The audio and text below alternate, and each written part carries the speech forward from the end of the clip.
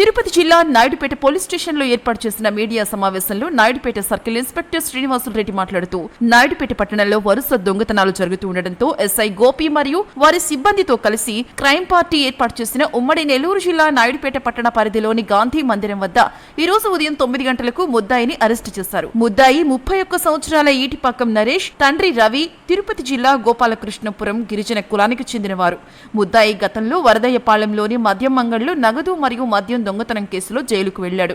అదే కాక తిరుపతి జిల్లా వడమాలపేట నందు మద్యం షాపులో నగదు మరియు మద్యం దొంగతనం కేసులో కూడా జైలుకు వెళ్లాడు. ముద్దాయి వద్ద నుండి 6 కేజీల వెండి, 15 గ్రాముల బంగారం స్వాధీనం చేసుకున్నారు. వాటి మొత్తం విలువ 4,50,000 రూపాయలు. నాయుడుపేట పట్టణంలో వరుస దొంగతనాలు జరుగుతూ ఉండటంతో వాటిని చాకచక్యంగా ఛేదించి పట్టుకున్న ఎస్ఐ గోపిని మరియు వారి సిబ్బందిని ఉన్నతాధికారులు అభినందించారు. ఇప్పుడు రీసెంట్ గా మనకి నాయుడుపేట టౌన్ లో కూడా ఇతనే వచ్చి ఆ రోజు నైట్ దొంగతనం చేయడం జరిగింది.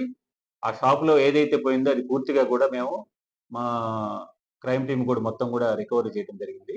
మొత్తం ఇది 6 కేజీస్ వెండి, అలాగే 15 గ్రాములు గోల్డ్ షాప్ లోది. పూర్తిగా ఇంటాక్ట్ ప్రాపర్టీ ఏదైతే పోయిందో దాన్ని తక్కువ టైంలోనే రికవరీ చేయడం జరిగింది. దానిలో మా ఎస్ఐ గారు, మా క్రైమ్ సిబ్బంది అందరూ కూడా చాలా ఎఫర్ట్ చేశారు. వాళ్ళందరినీ మా సీనియర్ ఆఫీసర్స్ అప్రిషియేట్ చేశారు. మరిన్ని న్యూస్ అండ్ అప్డేట్స్ కోసం ప్లస్ న్యూస్ ఛానల్ ను సబ్స్క్రైబ్ చేసుకుని బెల్ ఐకాన్ ను ప్రెస్ చేయండి.